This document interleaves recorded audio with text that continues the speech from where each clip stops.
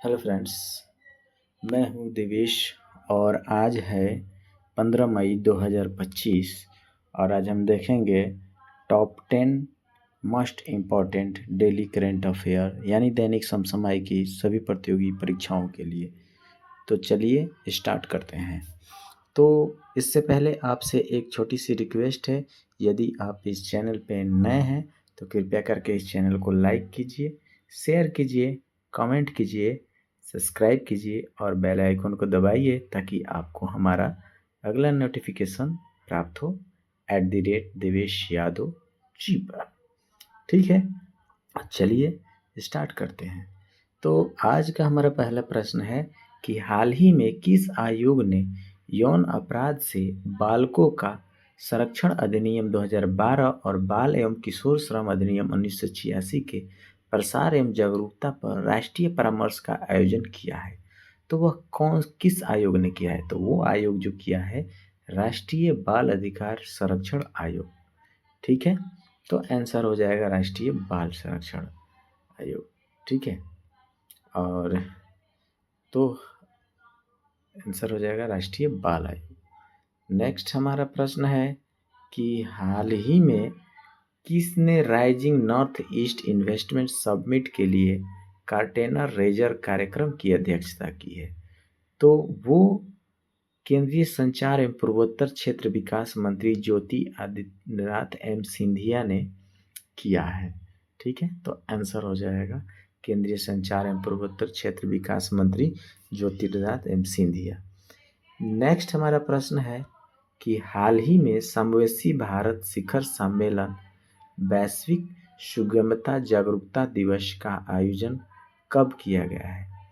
तो भारतीय शिखर सम्मेलन वैश्विक सुगमता जागरूकता दिवस जो है वो 15 मई 2025 को आयोजित किया गया है। तो आंसर हो जाएगा 15 मई 2025। ठीक है, नेक्स्ट हमारा प्रश्न है कि हाल ही में जमीन आधारित संबंधी जागरूकता को बढ़ावा देने के लिए किन दो संस्थाओं ने हाथ मिलाया है? तो वो दो संस्थाएं हैं विज्ञान एवं प्रौद्योगिकी विभाग और दूसरा है रक्षा अनुसंधान एवं विकास संगठन DRDO। इन दोनों ने जमीन आधारित संबंधी जागरूकता को बढ़ाने के लिए दोनों संस्थाओं ने हाथ मिलाया है, इसलिए आंसर हो जाएगा उपयुक्त दोनों। तो इसका उपयुक्त हो जाएगा दोनों। नेक्स्ट हमारा प्रश्न है हाल ही में international state generating engineering and biotechnology ICGEB governors बैठक को संबोधित किया है, मतलब किसने संबोधित किया है ना जी? तो आंसर हो जाएगा इसका आपका विज्ञान मंत्री श्री जितेंद्र सिंह ने उसको संबोधित किया है। तो आंसर हो गया आपको विज्ञान मंत्री जितेंद्र सिंह। नेक्स्ट हमारा प्रश्न है कि हाल ही में कौन सी संस्था ने डॉक्टर BR अम्बेडकर अंतर्राष्ट्रीय केंद्र में प्रार्थना संवाद और संस्कृति वैभव के साथ वैशाख पूर्णिमा दिवस मनाने की घोषणा की है? तो वो जो संस्था है वो संस्कृति मंत्रालय है और IBC है। इन दोनों संस्थाओं ने डॉक्टर BR अम्बेडकर अंतर्राष्ट्रीय केंद्र में प्रार्थना संवाद और संस्कृति वैभव के साथ वैशाख पूर्णिमा मनाने की घोषणा की है, तो उपयुक्त हो जाएगा दोनों। नेक्स्ट हमारा प्रश्न है कि हाल ही में किस संस्था ने मानव अधिकारों पर 11वीं वार्षिक लघु फिल्म प्रतियोगिता के लिए प्रविष्टियां आमंत्रित की है? तो किस आयोग ने किया है?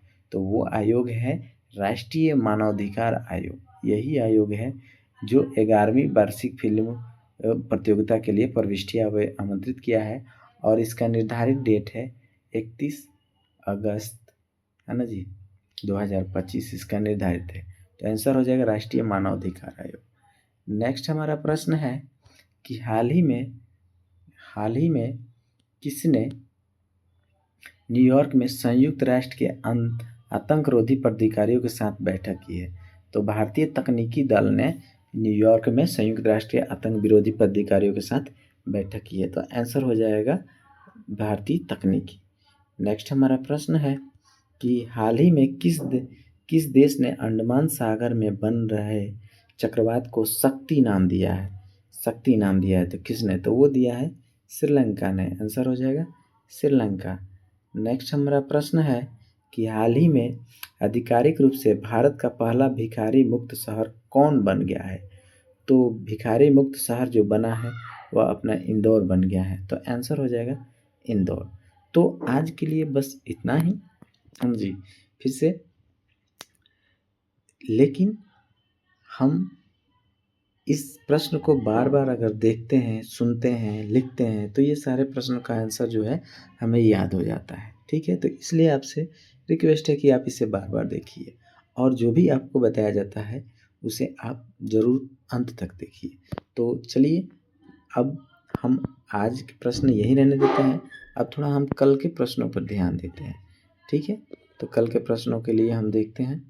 कल का जो हमारा प्रश्न है उसमें हमारा पहला प्रश्न है कि हाल ही में किस आयोग ने 2 सप्ताह तक ऑनलाइन अल्पकालिक इंटर्नशिप OSTI कार्यक्रम शुरू किया था? तो वो शुरू किया है राष्ट्रीय मानवाधिकार आयोग NHRC। तो आंसर हो जाएगा NHRC। नेक्स्ट प्रश्न, हाल ही में भारत सरकार ने कब तक भारत को नक्सल मुक्त करने का लक्ष्य रखा है? तो वो लक्ष्य रखा है 31 मार्च 2026 तक। तो आंसर हो जाएगा 31 मार्च 2026। नेक्स्ट हमारा प्रश्न है कि हाल ही में भारत के 92वें मुख्य न्यायाधीश के रूप में किसने शपथ की? तो भूषण राम गवई ने मुख्य न्यायाधीश के रूप में शपथ ली। इससे पहले संजीव खन्ना जी थे। ठीक है, नेक्स्ट हमारा प्रश्न है कि हाल ही में यूपीएससी के नए अध्यक्ष के रूप में किसने शपथ ली थी?